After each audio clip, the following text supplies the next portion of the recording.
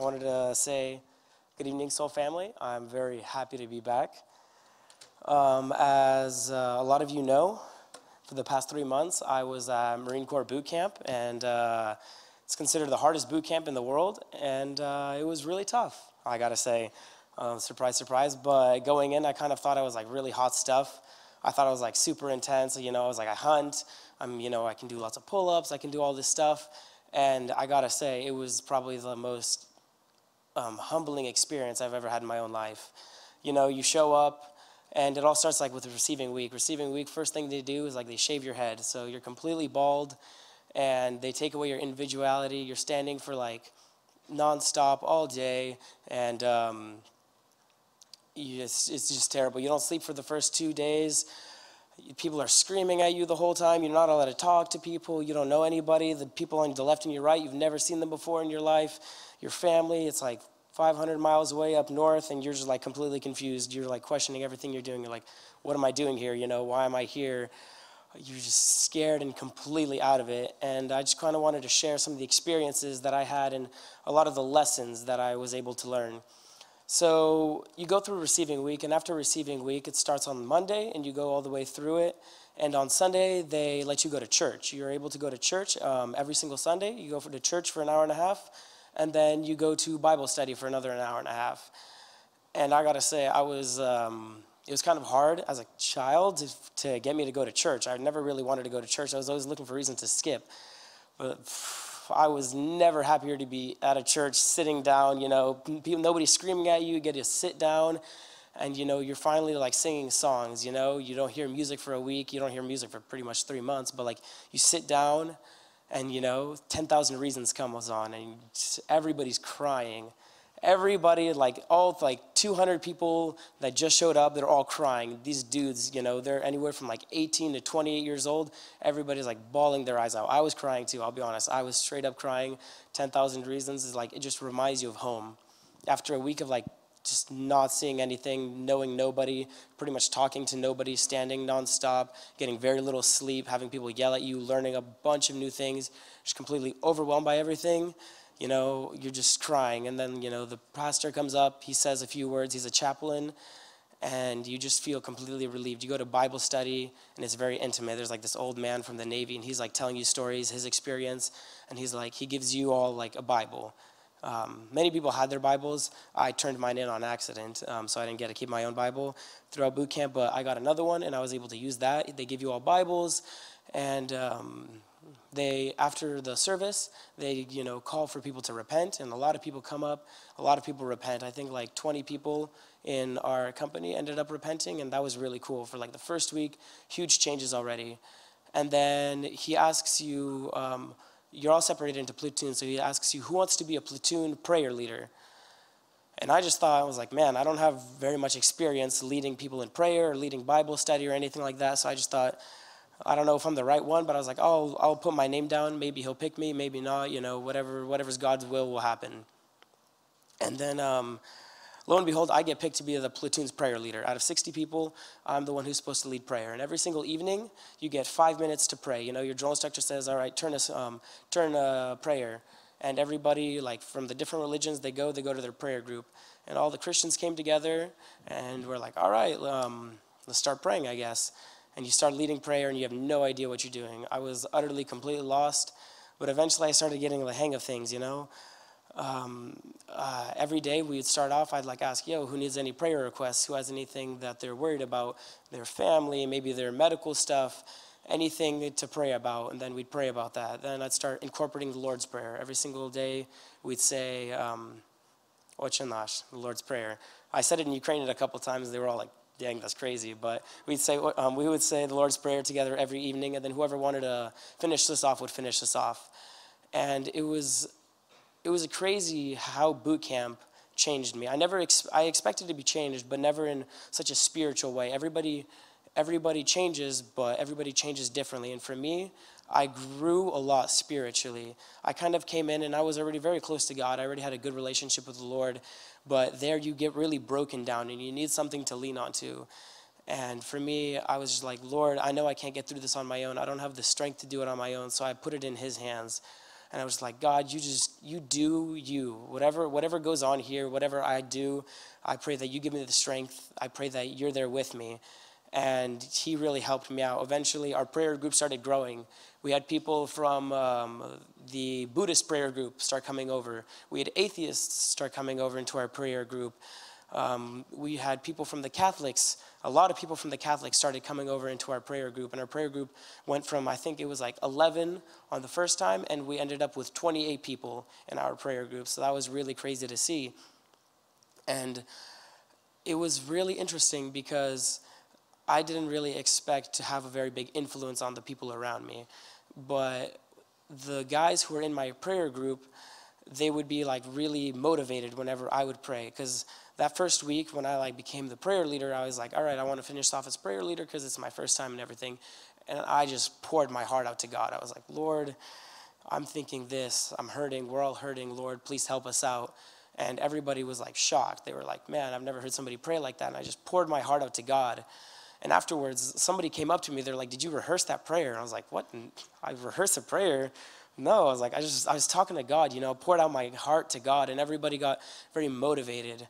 And everybody just, they were proud to have me as their prayer leader. And I was proud to have them there. And we were able to just grow spiritually together. And everybody was just able to grow and get built spiritually throughout like this intense 13-week training.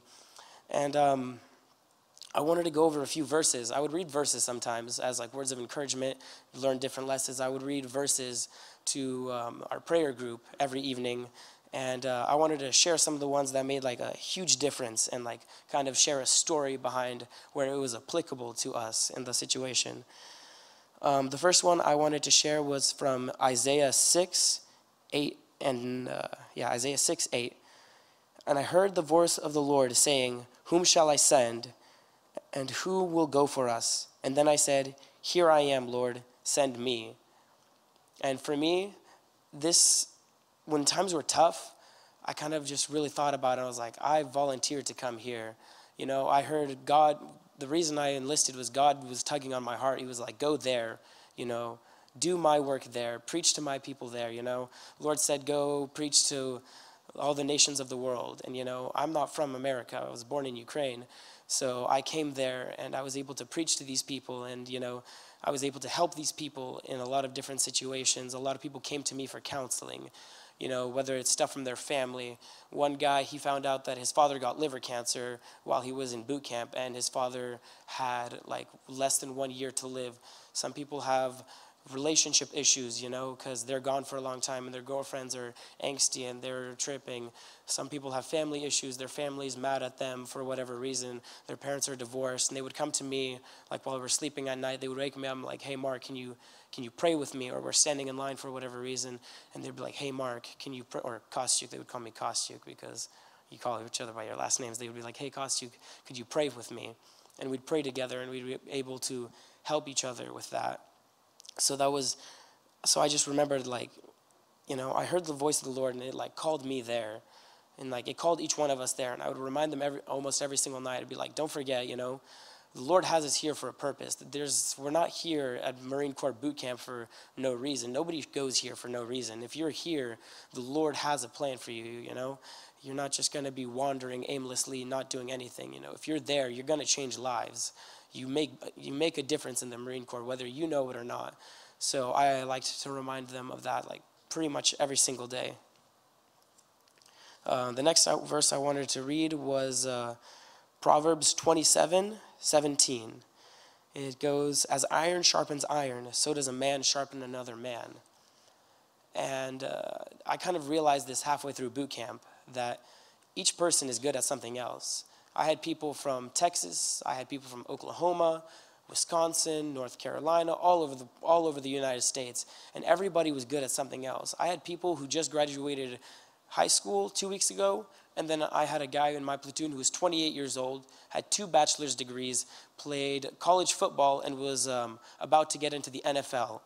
And he was being scouted by the Panthers, and there was one other team that was wanting for him to try out for their teams. And he said he felt like he was made for a bigger purpose. So we had people from all over the place, all different all different kinds, and everybody was good at something else. I was good at one thing, the next guy was good at something else. And as iron sharpens iron, so does another man sharpen another man. So if I'm not good at something else, so my brother next to me will be good at it, or the guy next to him will be good at it, and he'll be able to help me, and I'll be able to help him when he struggles. We'll be able to be there for each other, because we'll never be perfect at everything. If I was a really good shooter. I shot company high. Out of 300 people, I shot the highest, and I did really well, and I helped people with that. If people wouldn't shoot so well, I would help them out. But I'm a terrible runner. I was one of the last. I was like number 50 out of 300 in running, and I asked my brothers in recruit training, how can I improve? Or like if I sprained my ankles and I had shin splints throughout boot camp, and then I went to my brothers. I was like, hey, how do I fix this? How do I keep going? And they're able to help me there. So I was able to look to my left and the right, and I was able to get help from them, and I was able to help the people around me. So just as iron sharpens iron, so does a man sharpen another man. So it was crazy how much we were able to help each other throughout our experiences because of our experiences in our past. The next one I wanted to go over was Psalms 21:1. It goes, I lift my eyes to the hills. From where does my help come from? My help comes from the Lord who made the heaven and the earth. And I didn't personally find this verse on my own. A chaplain actually gave this to me, and I didn't understand it at first. I was like, okay, it's a cool verse, right? Or obviously our help comes from God. He created the heavens and the earth. Obviously, it's pretty simple. And then he's like, no, look at it deeper, right? What does the first line say? I lift my eyes to the hills. And if you lift your eyes up, that means your eyes are looking down at first. If you're looking down, you're not thinking straight. Like when we're hiking, we did very long hikes with very heavy packs. And all you want to do when you're hiking is you want to look down and just keep walking forward. You want to slow down, you want to quit. Or if you're going through something really hard, all you do is look down, you feel sorry for yourself, you just want to quit. And every single time something sucks, every single time something is really hard, you always just look down and you want to quit. But this verse, the first part of this verse tells us to lift our eyes to the hills. We look up to God. And then we're reminded that we have a God who helps us. We have a God who's almighty. We have a God who gives us strength so that even in these tough times, even when everything sucks and, you don't know how to go on, you take yourself out of the moment and say, yeah, this sucks right now. Yeah, it hurts. Yeah, I don't want to walk any further. I want to quit. I want to go home. But you remember, the Lord is there with you. Even if you can't feel him, God is there with you. He created the heavens and the earth. He is strong enough. He can give you the strength to keep going. This is just boot camp. This is the first step. So when everything sucks, don't forget, you can just lift your eyes. Don't look down. Look up. Take yourself out of the situation and just keep going, and the Lord will help you through it. The fourth and final verse I wanted to share that I shared with my platoon throughout boot camp training was Deuteronomy 21. And it goes, when you go to war against your enemies, see their horses and their chariots and their army larger than your own, and you shall not be afraid of them, for the Lord your God is with you. And that kind of really struck to home on the Crucible. For those of you who don't know, boot camp is 13 weeks long. And the first 10 weeks are recruit training. And at the end of the 10 weeks, you go through what's called the Crucible. It's 3 days long. You get 3 meals total. Not 3 meals a day. You get 3 meals for all 3 days, and you have to spread them out on your own. So you're hungry. You only get 3 hours of sleep each night. So you're tired, and you run/hike about 26 miles every single day, and you do about 13 to 16 obstacle courses every single day. You're utterly exhausted, and these obstacles are not like, oh, jump through these hoops, climb this rope. These obstacles are like run up this hill, sprint up this hill. It's 200 meters. It's steeper than any hill you've ever gone up, I can promise you that, with ammo cans.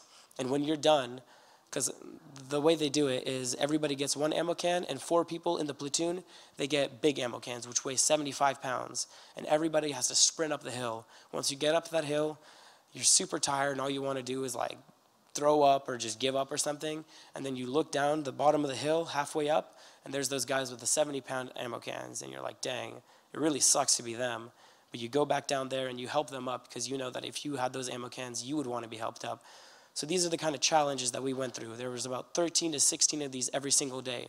And on the last day, you do a 3-mile hike with your main pack, which has about 70 pounds in it. And then you also have your rifle and your Kevlar. So you have about 80 pounds of gear on you. You hike for about 3 miles up to what's called the Reaper.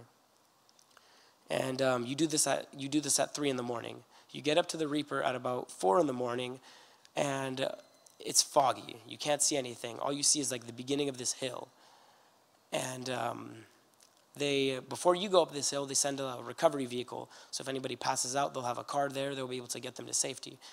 And the drill instructors make you stand there and watch go up the hill. And all you see is these taillights go up this hill. And you're like, all right, that's not that bad. And then it keeps climbing and climbing. And all of a sudden you start thinking to yourself, like, wow, this is a pretty big hill. It keeps climbing and climbing. And for the next 5 minutes, it's climbing. And you're like, is this hill ever going to end, you know? It's steeper than any hill you've ever climbed. I can promise you that. And you just think to yourself, how am I going to make this up this hill? I have 80 pounds of gear, and I have to climb about 2 miles up this hill. And you just think to yourself, God, how am I going to do this? And then the drill instructors tell you to step off, and everybody goes up this hill.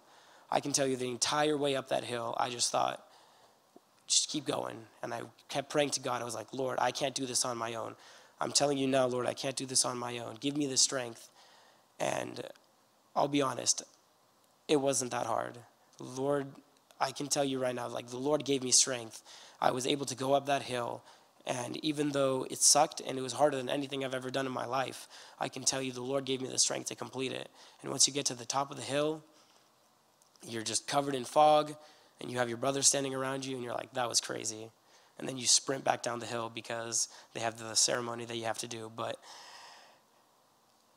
we were standing there at the bottom of the hill, like I said, just thinking, how am I going to do this? You have this overwhelming obstacle that you say, I could never do this on my own. I'm not able to overcome these armies, overcome their chariots, overcome their horses. I can't climb this hill. I have too much gear. I have too much weight. I'm bogged down by all this weight. I'm not strong enough. But in these times, you just have to remember that the Lord gives you your strength. You can overcome any obstacle. I can promise you that. If he says that you can have the strength to move mountains, I can promise you, you can climb up them just as easily. So never forget that the Lord is with you. And I'd share these things to my platoon members every single night. And we were able to grow spiritually. And myself, I was very grateful that I had this opportunity to not only serve, my country, my brothers, but also the Lord, because I could see his hand working throughout this experience. And I had a lot of other cool things that were there, just random little things that happened, like since I speak Ukrainian, I was able to pass a test for that, and I make more money because of that. Little random things like, I got to shoot for 2 weeks straight. That was really fun. Little random things that made the entire experience terrible, but just an incredible experience, incredible opportunity. Last night I was at family camp, and we were all standing around the fire pit, and they asked me to tell the horror stories, and they're all sitting there with their eyes wide, their mouths open, and then somebody asks me, is like, dang, Mark, was there anything good that happened at boot camp? Was there anything good about it? I was like, yeah. The Lord just helped me grow spiritually. He really built me up. He built me up with the people around in my platoon, and he really used me in that place. And it kind of reminded me of, wherever you are, the Lord will use you, whether you're at boot camp, whether you're at school, whether you're at university, whether you're leading a Bible study meeting, whether you're sitting at a hospital for whatever reason, the Lord can use you. And that was probably the biggest thing I was able to take away, that no matter where you are, you're in the service of the Lord. So never forget that, and always just try to serve the Lord wherever you are in every opportunity that you have. So I wanted to thank you guys for listening to me. And yeah, thank you very much.